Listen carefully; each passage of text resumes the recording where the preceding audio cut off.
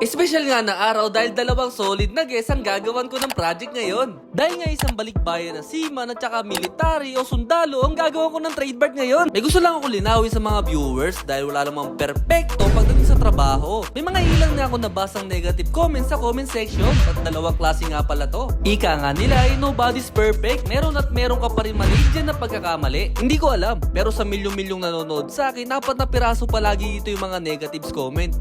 Bukod dito, pag ini-stock ko tong mga toy, puro dami account ga. Umpisaan na natin ang sakuna. Ako si Raven.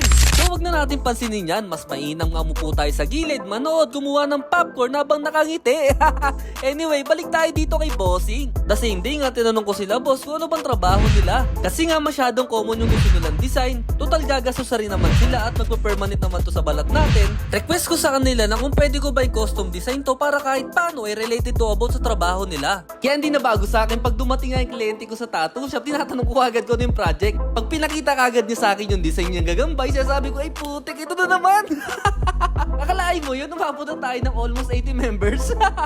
Hanggat maaari, ili-level up ko na ili-level up yan. Tignan nyo kung gaano kasolid tong tinatawag yung nagagamba lang.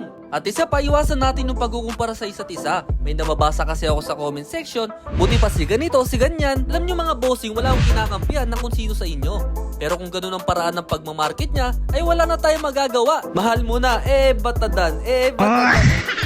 Sabi ko nga, mas mainam kumuha ka ng popcorn mo po sa gilid, gumiti at tignan tong outcome, Ayun na lang kasi ang pinaka-common na naisip ko dahil ako na nag-request sa mga bossing kung nabaguhin ko yung design para kahit paano related nga to about sa trabaho nila. Para nga madali ito maintindihan, tulad nga ng angkla, means isa siyang seaman. Kahit na i-zoom in o i-zoom out natin, yan kitang-kita dito yung texture o yung pagka-realistic nung gagamba. So kung rapi ka, alam mo ha, di mo kami kaya, marami namin masyadong member na spider. And this one naman po, nilagyan ko siya ng custom design na bullet sa likod. So still memorable pa rin yung outcome. Kung nais mo naman maging updated sa mga pag-giveaway ko at promo, pakihit po ng like, reaction at syempre pati follow button. So this is Raven Tattoo TV. So yun lang, keep safe!